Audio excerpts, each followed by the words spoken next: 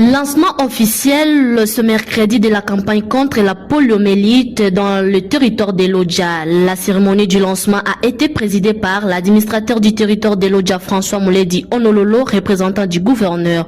Le rond-point Edinga a servi de beau cadre pour le déroulement de la cérémonie de lancement de la campagne contre la poliomyélite. Au total, 567,166 enfants de 0 à 59 mois sont attendus pour le vaccin contre cette maladie qui endette plusieurs familles. Prenant à son tour la parole pour la circonstance, Dr Pascal Djondo Nyapena, médecin-chef des zones de Lodja, a indiqué que la zone de santé de Lodja compte une population de 436,155 habitants répartis dans 22 aires de santé et 321 villages. À la suite des opérations de dénombrement qui venaient de s'enchever, la zone de santé a visité 32,714 ménages dénombrés, dont 88,334 enfants ciblés à VPOB répartis à 49,536 filles et 39,799 garçons, 73,710 enfants ciblés éligibles à la vitamine A et 64,987 enfants ciblés éligibles à nalbédanzole. Le médecin-chef des zones de Lodja a tout de même exhorté les parents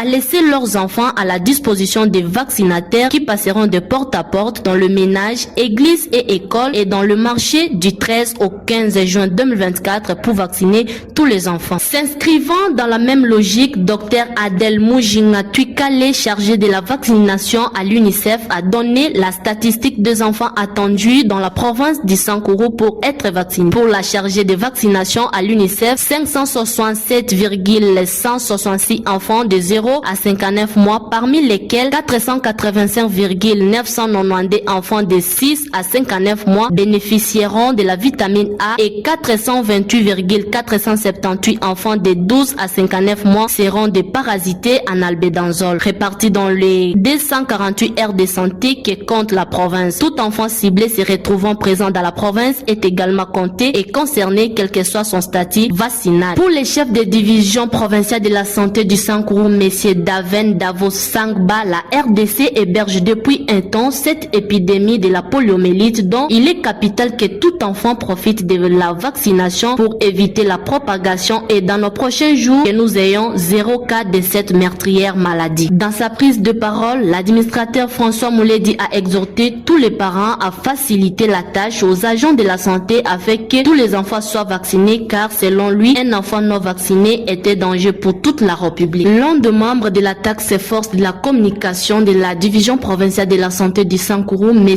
Alphonse Toko, a livré ses impressions après le lancement officiel de la vaccination contre la poliomyélite suivie. Mes impressions sont très bonnes, la campagne est très bien passée et nous remercions le gouvernement de la République pour son soutien, nous remercions le partenaire et nous félicitons le CD du Sankuru pour son implication personnelle et l'MCA qui se sont donnés corps et âme pour que ce lancement se passe dans de très bonnes conditions.